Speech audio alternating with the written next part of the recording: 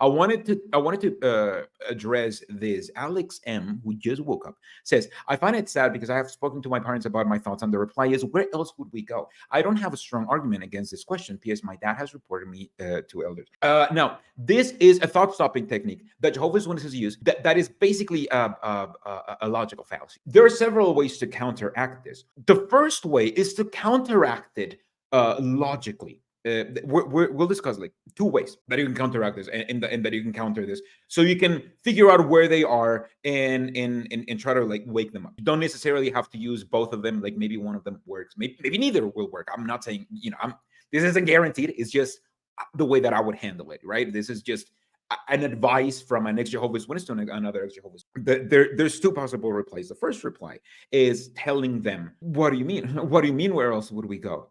I'm telling you that the things that they're promising you, they are not real. They're wrong. If you were telling somebody that they were being conned and they are never going to get the 63 million bucks from the Nigerian prince, it wouldn't be a fair reply if the other person said, oh, but who else is going to give me the $60 million? Are you going to give me $60 million?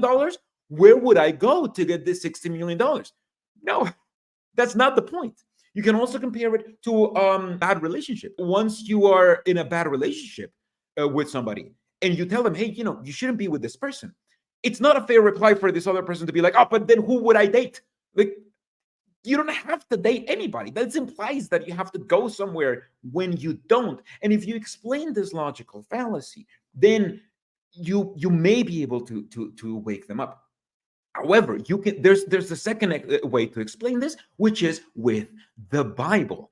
This is addressing the question instead of just questioning the question and questioning the actual logical fallacy. You can just quote John chapter 6 from 68 and 69, which is basically where this logical fallacy comes from, from Jehovah's Witnesses. But you get to use it with the Bible, and you can just tell them, where we go. Well, it's here in the Bible to Jesus.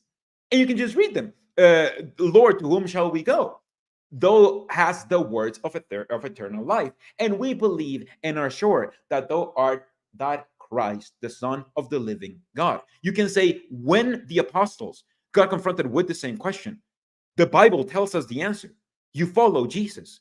You don't follow the governing body. You don't follow what other men tell you to do. You follow Jesus. So where else would we go? You can do it two ways. You can either point out the logical fallacy and or answer the actual question with the Bible, with the Bible, the answer that the Bible tells you. Anyway, I'm not guaranteeing you that this will work, but that way you would at least be able to like defend your position, and it will force them to like think a little bit. To another logical fallacy that you haven't thought of on how to debunk. But so, it may not work.